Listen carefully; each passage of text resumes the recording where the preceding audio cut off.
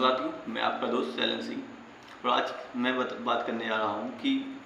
अगर आप किसी को भी अपना घर मकान किराए से देते हैं तो इसके पहले आपको कौन से ऐसे कानूनी नियम या फिर कौन सी ऐसी कानूनी प्रक्रिया अपनानी चाहिए जिससे कि आपको आगे चल के किसी भी प्रकार की दिक्कत या परेशानी का सामना ना करना पड़े। जैसा कि आप देखते हैं कि कभी भी कोई भी मकान मालिक है और वह किसी को किराए से मकान देता है तो वह उसके मकान में रहता है और किसी भी तरह की कोई भी ऐसी गतिविधि कर देता है या फिर कोई आपराधिक गतिविधि कर देता है तो उसके बाद उस मकान मालिक उसमें फंस जाता है। पुलिस उससे पूछताछ करती है, उसको कोर्ट कचहरी तक घसीटती है, उसको बुलाती है। तो ऐसे में वो मकान मालिक परेशान हो जाता है कि मैंने इस व्यक्ति को कैसे मकान दे दिया और क्यों मकान दे दिया। तो अगर आप किसी भी व्यक्ति को मकान देते हैं, आप सोचते हैं कि मुझे आगे चल के कोई भी परेशानी या दिक्कत का सामना ना करना पड़े, तो उससे पहले आपको क्या कानूनी प्रक्रिया अपनानी चाहिए, क्या करना चाहिए जिससे कि आपको कभी भी किसी भी तरह की परेशानी का सामना ना करना पड़े। तो सबसे पहले आपको करना है कि जिस भी व्यक्ति को आप अपना मकान किराए से देते हैं या फिर कोई भी आपसे किराए से मकान मांग रहा है तो उस व्यक्ति से आप रेंट एग्रीमेंट करा लें।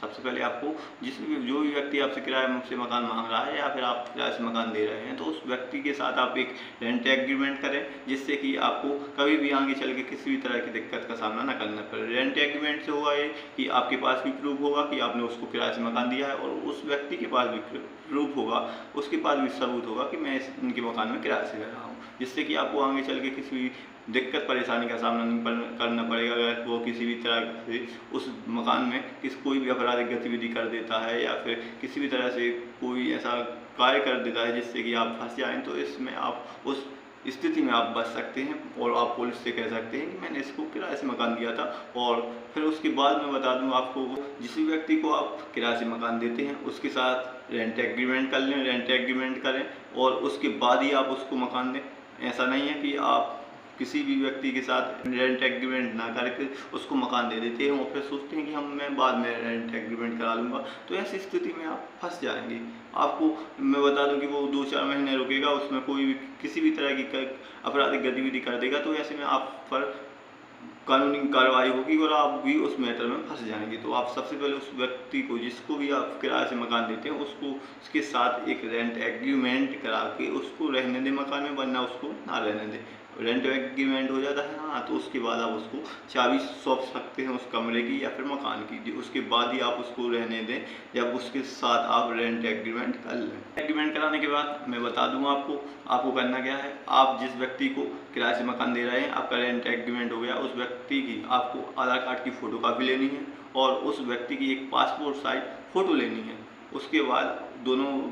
इतने ही डॉक्यूमेंट लेकर आप पुलिस स्टेशन जाएंगे और उस व्यक्ति की पुलिस वेरिफिकेशन कराएंगे। पुलिस वेरिफिकेशन में होता क्या है, पुलिस वेरिफिकेशन में आप उस व्यक्ति की आधार कार्ड की फ़ोटोकॉपी और फ़ोटो देंगे, पासपोर्ट फ़ोटो देंगे, तो उसके बाद पुलिस के पास उस व्यक्ति का रिकॉर्ड पहुंच जाएगा। और आप अगर किसी भी तरह से वह व्यक्ति कोई भी कानूनी गतिविधि करता है, कोई आपराधिक गतिविधि करता है जिससे कि आप आगे जाके आपको परेशानी होगी, तो उससे आप बच सकते हैं और आप बता सकते हैं कि मैंने पुलिस वेरिफिकेशन कराया था इस व्यक्ति का और मेरे पास रेंट एग्रीमेंट भी है, जिससे कि आप बता देंगे कि उस मैटर में आप किसी भी तरह से ना तो पूछताछ में फंसेंगे और ना ही किसी तरह से आपको दिक्कत में आएंगे। तो आप बता भी सकते हैं कि मैंने पुलिस वेरिफिकेशन भी कराया था इस व्यक्ति का। और इस लोगों की मैं जानकारी के लिए बता दूं कि एग्रीमेंट कहाँ से आपको कराना है। तो रेंट एग्रीमेंट ज़्यादातर लोग नोटरी से भी कराते हैं। नोटरी से अगर आप एग्रीमेंट कराते हैं तो अगर आप कोई भी एग्रीमेंट, जो रेंट एग्रीमेंट है, कोई भी किसी भी तरह का एग्रीमेंट कराते हैं नोटरी द्वारा, तो आप उसे 11 माह से अधिक, अगर 11 माह से कम का है तो नोटरी से करा सकते हैं। 11 माह से अधिक का है तो उसे नोटरी के द्वारा आप बिल्कुल भी ना कराएं, ना ही वह मान्य होता है। अगर 11 माह से अधिक का है, अगर आप उस व्यक्ति को 1 साल या 2 साल या 3 साल के लिए रेंट एग्रीमेंट कर रहे हैं उस व्यक्ति के साथ, तो आप उसे जो रजिस्ट्री ऑफिस होता है, जहाँ पर रजिस्ट्री होती है, वहाँ पर जाएं,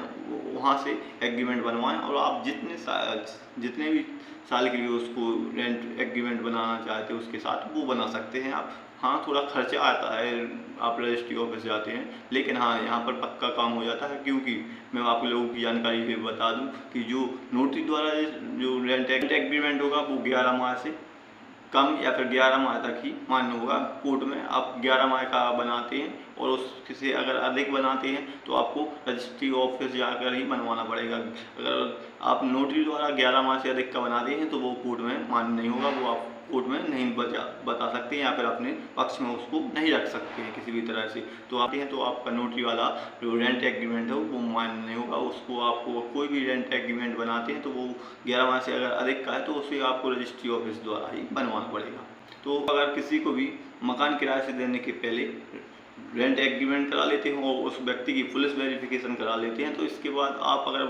किसी भी मैटर में फंस जाते हैं, वह व्यक्ति जो आपके मकान में रह रहा है किसी भी तरह का कोई भी आपराधिक गतिविधि कर देता है तो आपके पास प्रूफ होता है कि मैंने उस व्यक्ति का पुलिस वेरिफिकेशन भी कराया था और मैंने जब मकान लिया था तो उसे मैंने रेंट एग्रीमेंट भी उस व्यक्ति के साथ किया था। तो आप किसी भी तरह से अगर वह व्यक्ति कोई भी कानूनी गतिविधि कर देता है, कोई आपराधिक गतिविधि कर देता है जिससे कि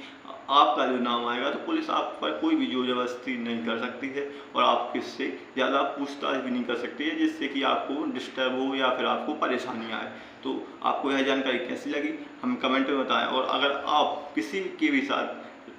भी व्यक्ति के साथ किराए से मकान दे रहे हैं या फिर किराए से मकान देने की सोच रहे हैं तो सबसे पहले उसके साथ रेंट एग्रीमेंट करें और उसका जो पुलिस वेरिफिकेशन भी कराएं जिससे कि आपको कभी भी दिक्कत का सामना ना करना पड़े। दोस्तों अगर आपको यह जानकारी अच्छी लगी हो, वीडियो पसंद आई हो तो वीडियो को लाइक करें और अपने दोस्तों में इस वीडियो को ज़्यादा से ज़्यादा शेयर करें ताकि सबको ऐसी ही कानूनी जानकारी मिल सके। और आपको मैं बता दूं कि अगर आप हमारे चैनल पर पहली बार आए हैं तो चैनल को सब्सक्राइब भी कर लें और अगर आपने हमारे चैनल पहले से सब्सक्राइब कर रखा है तो उसके लिए धन्यवाद। और आपको अगर किसी भी तरह से किसी भी मुद्दे पर, किसी भी टॉपिक पर, किसी भी